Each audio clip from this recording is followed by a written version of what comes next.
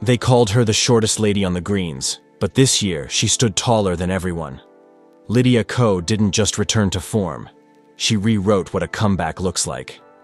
From rock bottom to Olympic gold, from doubt to domination, she turned a crisis into a masterclass. It wasn't luck. It was evolution in real time. There was a moment not too long ago when people whispered, "What happened to Lydia Ko?" She wasn't just another golfer. She was a teenage phenomenon, a name you mentioned in the same breath as greatness. Her swing was poetry, her composure unshakable, her smile so calm it made even her rivals relax. But by 2022, that same smile began to look strained. Her rhythm was off, her shots scattered, and for the first time in years, she looked human.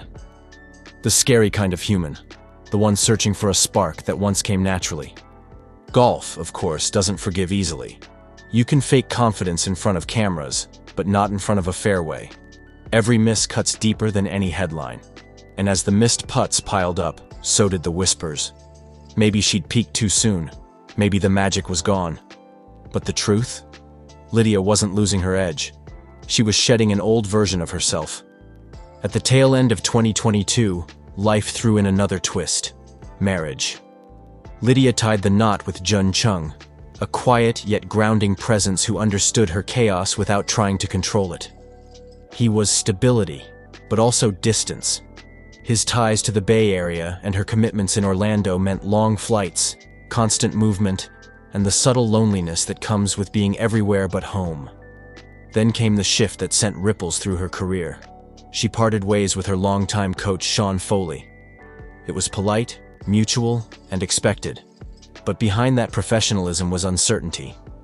For a golfer, a coach isn't just a teacher. They're an anchor. And Lydia was suddenly without one. The early part of 2023 felt heavy. She tried new techniques, new clubs, new rhythms. Everything except peace. Her game looked tense. Her joy dimmed. Reporters noticed. Fans speculated. The world that once adored her now analyzed her like a puzzle that didn't fit. But every now and then, a flash of old Lydia appeared. Partnering with Jason Day at the Grant Thornton Invitational, she smiled wider, joked more, swung freer. There was no pressure, no leaderboard panic, just the game she loved. That event didn't count toward her record, but it counted toward her confidence. And for someone rebuilding from scratch, that mattered more. By early 2024, something clicked. Lydia came out at Lake Nona like a storm in control of itself. Her shots were deliberate, her focus sharp, her demeanor balanced. When she won that tournament, it wasn't the victory that mattered most. It was the relief. She was 1 point shy of the LPGA Hall of Fame, a record that would etch her name alongside legends. Just 1 point. That's like being one heartbeat away from history. Then came the heartbreak, the drive-on championship. Lydia played her heart out, poised to seal that final Hall of Fame point. But golf is cruel. Enter Nelly Korda, a rival, a friend, and a lightning strike in human form. With an eagle birdie finish, Nelly forced a playoff and then snatched the victory. It was a gut punch. The difference between glory and agony was a single stroke. Lydia smiled for the cameras, congratulated Nelly with grace. But when she walked off, you could see the weight in her shoulders. That 1 point began to feel like a mountain. The next few months were a tug of war between effort and exhaustion. She practiced harder but smiled less. Her confidence wavered, and even her routines, usually sacred, felt mechanical. That's when her inner circle stepped in. June, her husband, grounded her with quiet support. Her mother, her lifelong pillar, reminded her why she played in the first place. And slowly, Lydia realized the only way forward was to stop forcing it. She needed to find her rhythm again, not through muscle memory, but through mental freedom. That clarity arrived in Paris. The 2024 Olympics weren't supposed to define her season. They were supposed to be a detour. But sometimes, detours are where destiny hides. Lydia arrived in France without expectations. No one was betting on her. And maybe that's exactly what she needed. Her first few rounds were clinical, laser-focused. Fairways hit, greens reached, pressure ignored. By the final day, she led by 5 strokes with 7 holes to go. Then, Disaster. A short approach rolled into the water. Gasps rippled through the gallery. You could almost feel the déjà vu of failure creeping in. But Lydia stood still, took one long breath. The kind of silence that says, "I've been here before." Then she reset, steady putts, calm eyes, precise swings. The nerves didn't vanish, but she learned to live with them. Her birdie on the final hole was her exclamation mark. That gold medal wasn't just a victory, it was redemption made visible. Later she said, "I was not in a good mental space, and to overcome that is something I'm really proud of." That's Lydia, quiet power wrapped in grace. And just when everyone thought she'd take a break, she flew straight to Scotland for the AIG Women's Open. Different continent, same hunger. The air at St. Andrews carries ghosts of golf history, and Lydia seemed to breathe them in. Her practice rounds were steady, her mood lighter. By the final round, she was painting shots with precision. Curve, spin, control, artistry. On the 16th, she hit a recovery shot that could be studied in textbooks. On the 17th, she unleashed a daring 3-wood that sliced through the wind like it had GPS. And the final wedge? Perfection, landing within 8 feet of the pin. She sank the putt, gave a subtle fist pump, and walked off like she'd just rewritten her own story. Watching from afar, her former coach Foley said it best. When she's locked in, there's no stopping her. Her momentum didn't stop in Scotland, it exploded. Back home in South Korea, the BMW Ladies Championship was supposed to be another test. Lydia turned it into a clinic. Her first round? Flawless. Bogey-free, 5 under, 17 greens hit, every fairway found. That wasn't luck, that was engineering precision. It marked her 135th bogey-free round since 2014, 51 more than anyone else in the same span. That's not dominance, that's obsession meeting mastery. And behind that magic was something deceptively simple, a tiny change that transformed everything. She started teeing the ball lower. That's it. No expensive gear, no drastic swing rebuild, just a lower tee. But that tweak changed how her driver connected, tightened her control, and gave her confidence off the tee box. Lydia called it her fairway finder. Analysts called it genius.